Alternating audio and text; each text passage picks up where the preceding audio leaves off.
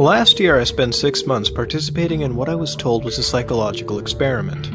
I found an ad in my local paper looking for imaginative people looking to make good money. And since it was the only ad that week that I was remotely qualified for, I gave them a call and we arranged an interview. They told me all I would have to do is stay in a room, alone, with sensors attached to my head to read my brain activity. And while I was there I would visualize a double of myself. They referred to it as my Tulpa. It seemed easy enough, and I agreed to do it as soon as they told me how much I would be paid. And the next day I began. They brought me to a simple room and gave me a bed, attached sensors to my head, and hooked them to a little black box on the table beside me. They talked me through the process of visualizing my double again, and explained that if I got bored or restless, instead of moving around, I should visualize my double moving around instead, and also try to interact with him, and so on. The idea was to keep him with me the entire time I was in the room. I had trouble with it for the first few days. I was more controlled than any sort of daydreaming I'd done before. I'd imagine my double for a few minutes and then grow distracted. But by the 4th day, though, I could manage to keep him present,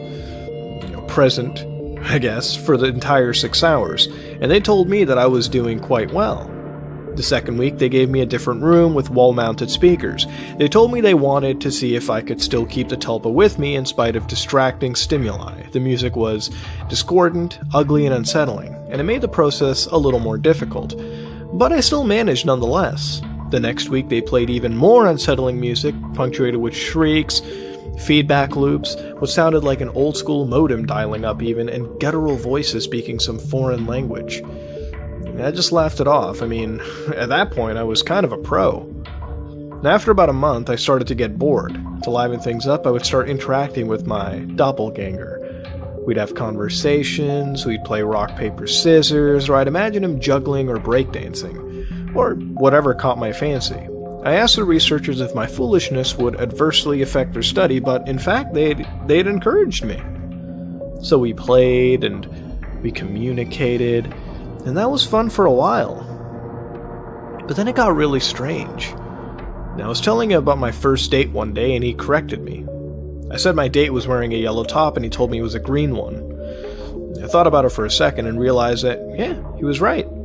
It creeped me out. And after my shift that day, I talked to the researchers about it. You're using the thought form to access your subconscious, they had explained. You knew on some level that you were wrong, and you subconsciously corrected yourself. What had been creepy was suddenly pretty cool. I was talking to my subconscious. It took some practice, but I found that I could question my Tulpa and access all sort of memories.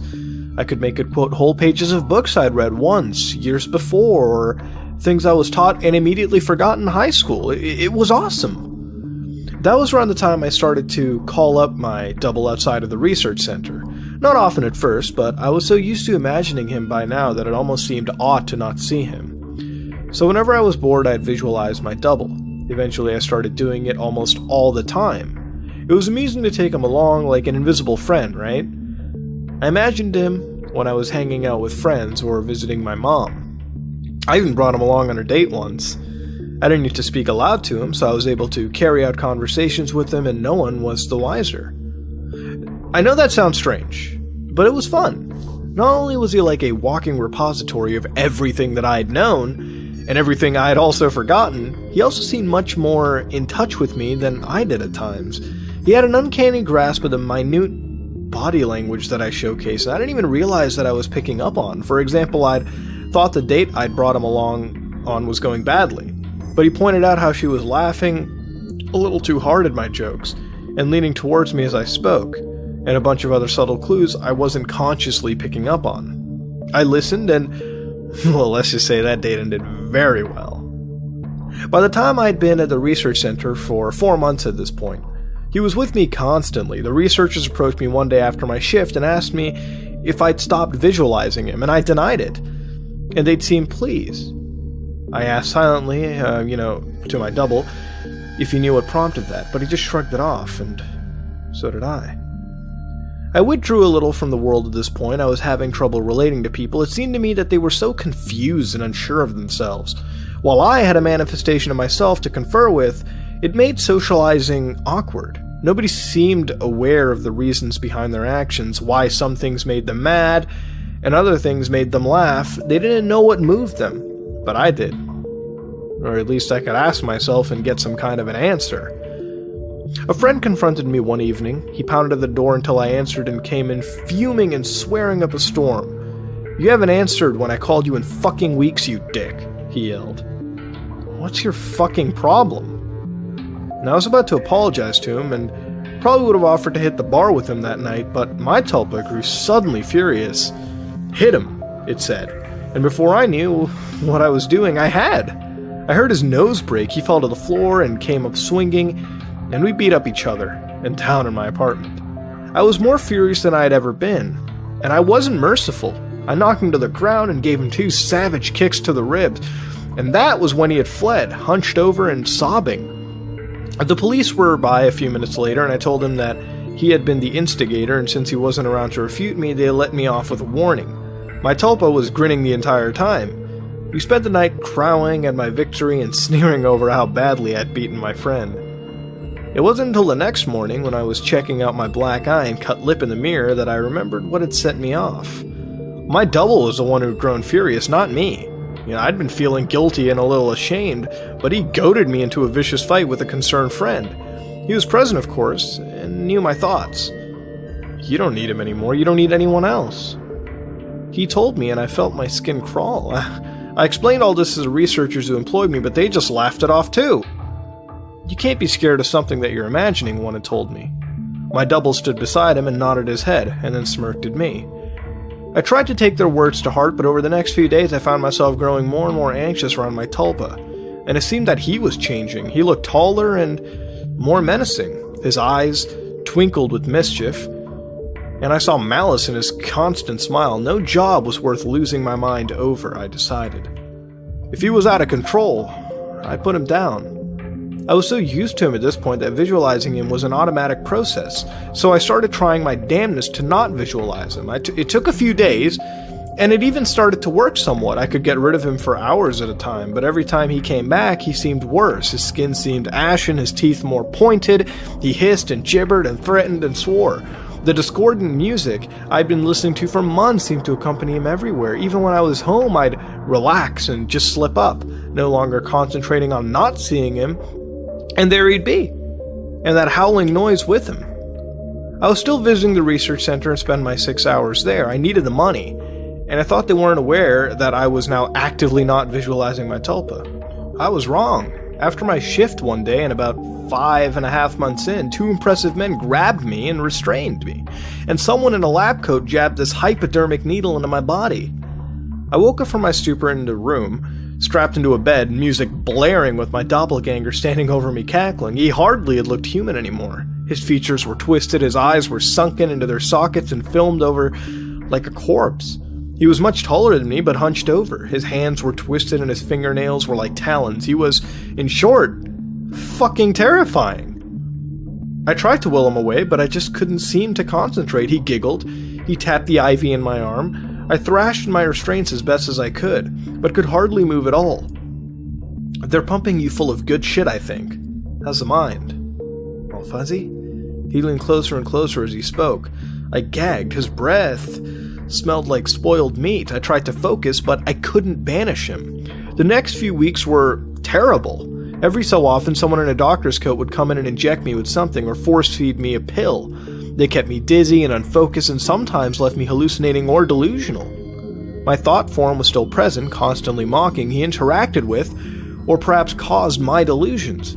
I hallucinated that my mother was there, scolding me.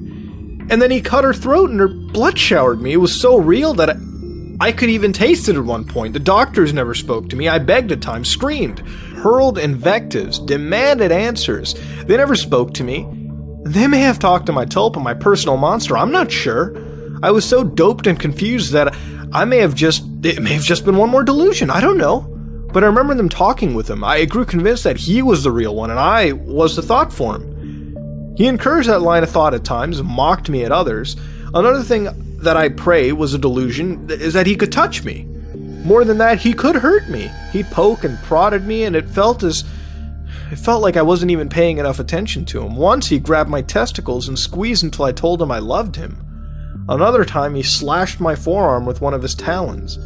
I still have a scar. Most days I can convince myself that maybe I injured myself and just hallucinated that he was responsible. Most days. Then one day, while he was telling me a story about how he was going to gut everyone I loved, starting with my sister, he paused. A querulous look crossed his face and reached out and touched my head, like my mother used to do when I was feverish. He stayed still for a long moment and then smiled. All thoughts are creative, he told me. Then he walked out the door. 3 hours later, I was given an injection and passed out. I woke unrestrained, shaking. I made my way to the door and found it unlocked. I walked into an empty hallway and then ran. I stumbled more than once, but I made it down the stairs and out into the lot behind the building. There I collapsed, weeping like a child. I knew I had to keep moving, but I couldn't manage it. I got home eventually. I don't remember how. I locked the door and shoved the dresser against it. Took a long shower and slept for a day and a half. Nobody came for me in the night, and nobody came the next day or the one after that. It was over. I spent a week locked in that room. But it had felt like a century. I had withdrawn so much from my life beforehand that nobody even knew I was missing. The police didn't find anything. The research center was empty when they searched it. The paper trail fell apart. The names I'd given them were aliases. Even the money I'd received was apparently untraceable. I recovered as much as one can. I don't leave the house much. I have panic attacks when I do. I cry a lot. I don't sleep much. My nightmares are terrible. It's over, I tell myself. And I survived. I used the concentration those bastards taught me to convince myself, and it works sometimes.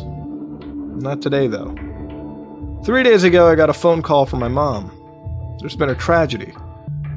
My sister's the latest victim in a spree of killings, the police say. The perpetrator mugs his victims and guts them. The funeral was this afternoon. It was as lovely as a service, as a funeral could really be, I suppose. I was a little distracted, though. All I could hear was music coming from somewhere distant. Discordant, unsettling stuff. Sounds like feedback, shrieking, and a modem dialing up. I hear it still. A little louder now. Well, that was certainly interesting. Now, for those who have no idea what the fuck a tulpa is, don't worry. I was once in that very same boat. But with a few Google searches, one can figure out that it is a conjured being originating from Tibetan Buddhism. While it exists in other similar cultures, it is a being or an object created from mind alone. That is a general premise. Now, being a skeptic myself, I wondered the legitimacy of that, but what it does prove is that it isn't something fabricated just for this story, but it's a concept that has long-time roots.